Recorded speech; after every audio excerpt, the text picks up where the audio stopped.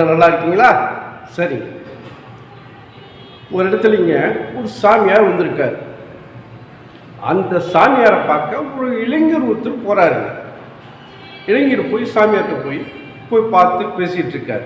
அப்போ சாமியார் அந்த இளைஞனை பார்த்து கேட்குறாரு, இந்த மாதிரி நீங்கள் பீச்சுக்கு போகிறீங்க. பீச்சில் தூரத்தில் ஒரு பொண்ணு ஒன்று வந்துக்கிட்டு இருக்கா. ஒரு அழகான பொண்ணு ஒன்று வந்துக்கிட்டு இருக்கா. நீங்கள் என்ன செய்வீங்க? பார்க்குவேன் அப்படின்னு இந்த இளைஞன் சொல்கிறார். சரி, அந்த பொண்ணு எவ்வளோ நேரம் பார்க்குவீங்க? அது கிட்ட வர வரையும் பார்ப்பேன். அந்த பொண்ணு தூரத்தை வந்துட்டு இருக்கிற பொண்ணு கிட்ட வர வரையும் பார்க்கத்தான் செய்வேன். சரி, அது உங்கள் கிட்ட உங்களை கடந்து போகுது. அப்போ என்ன செய்வீங்க? போது அது கடந்து போகுது அப்படின்னா என் பக்கத்தில் என் பொஞ்சாதி இல்லாமல் இருந்தா, என்னுடைய பொஞ்சாதியும் பக்கத்தில் இல்லாமல் இருந்தால் அப்பவும் பார்க்கத்தான் செய்வேன். சரி, இப்படி அந்த பொண்ணை பார்த்த பொண்ணை எவ்வளோ நேரம் நீங்கள் நினைவு வச்சுருப்பீங்க?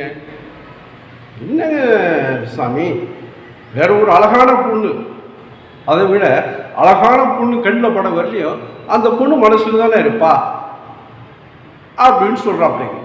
சரி, இப்போ இது சரி. இப்போ ஒன்று, நான் ஒரு 5-6 புக்குகளை உங்கள் கையில் கொடுக்குறேன். 5-6 புக்குங்களை உங்கள் கையில் கொடுத்து ஒரு அட்ரஸ் ஒன்று கொடுத்து இங்கே கொண்டு போய் கொடுத்து போட்டு வாங்க அப்படின்னு சொல்கிறேன்.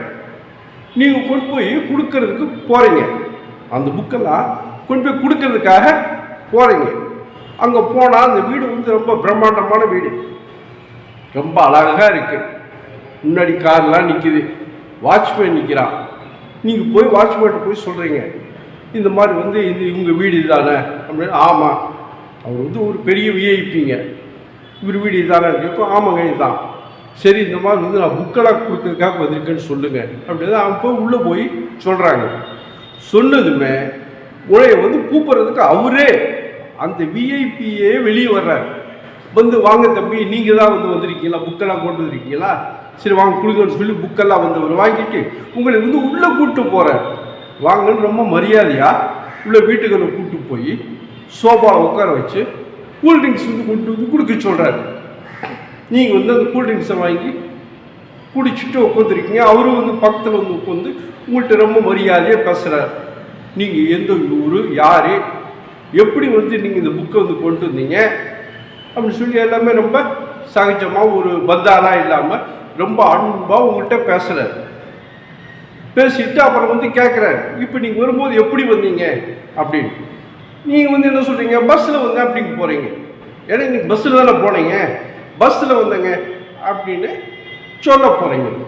உடனே சரி, டிரைவர் கூப்பிட்டு இங்கே வாங்க, இவர் இந்த தம்பியை நம்ம காரில் ஏற்றிட்டு கூப்பிட்டு போய் அவர் போக வேண்டிய இடத்துல போட்டு வாங்க அப்படின்னு சொல்லி அன்பாக அனுப்பிச்சி வைக்கிறாருங்க. சரி, நீங்களும் அவருடைய அந்த ஏசி காரு, இம்போர்ட்டட் காரில் ஏறி நீங்கள் வர வேண்டிய இடத்துக்கு இங்கே சேர்ந்துடுறீங்க அல்லவா? அப்போ நீங்கள் இவரை எவ்வளோ நேரம் நினைப்பு வச்சுருப்பீங்க? இப்போ அந்த பொண்ணை சொன்னீங்க, அடுத்த ஒரு பொண்ணு, அழகான பொண்ணை பார்க்க வரலையும் அந்த பொண்ணு மனசில் தான் இருக்குன்னு சொன்னீங்க, அது உண்மைதான். இப்போ இவர் உங்களுக்கு நடந்துக்கிட்ட பார்த்துக்கிட்டீங்கல்ல, இப்போ இவர் நீங்கள் எவ்வளோ நேரம் நினைப்பு வச்சுருப்பீங்க அப்படிங்கும்போது இவர் நான் வாழ்நாள் பூரா மறக்கவே மாட்டேன். அது எப்படி? ஆமாம், இவர் இன்னும் அழகானவர் இல்லவே, அழகாக இருந்தாலும் இவர் நடத்திக்கிட்ட முறையணி, இவர் நடந்த முறை இருக்கே, அது என் மனசுக்கு போகவே போகாது. அதனால் அவரை நான் என்னுடைய வாழ்நாள் பூரா மறக்கவே மாட்டேன். அப்போ முகத்தில் எதுவும் இல்லை, அழகான முகத்தில் எதுவுமே இல்லை, அழகான நடத்தையில தான் நம்ம மனசில் பதிகிறோம் அல்லவா? அழகான முகத்தில் எதுவும் கிடையாது.